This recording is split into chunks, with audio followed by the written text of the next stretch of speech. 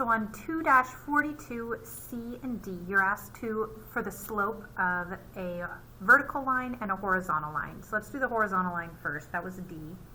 So if you picture a horizontal line, if someone asked you, how steep is that line? You would say, it's not steep at all. It is flat. A horizontal line is always going to have a slope of 0. That does not mean no slope. It means it has a slope of 0. Okay? And if you do the math for that, it should work. So like think about any two horizontal points. They're always going to have the same y value. So let's say we have 3, 5, and negative 10, 5. They're horizontal because they're both at 5.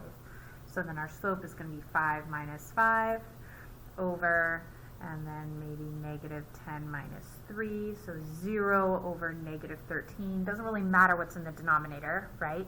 But 0, negative 13ths is still just 0. Slope of 0 for a horizontal line.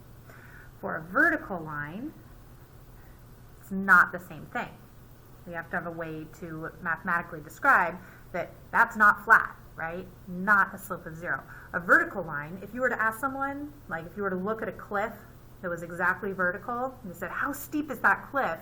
You would say, it's like impossibly steep. It's infinitely steep. It is steep as it possibly can be. It's the most steep possible. Well, for us, if we do the math for that, let's take the same numbers except reverse them, right? So this time we have, they're both lined up on 5. 5, negative 10. Think about what happens here. We're going to end up in the numerator with our negative 13, and then the denominator we're going to have 5 minus 5, which is 0. Well, we can't divide by 0. So we say this is an undefined slope. The slope of a vertical line is undefined.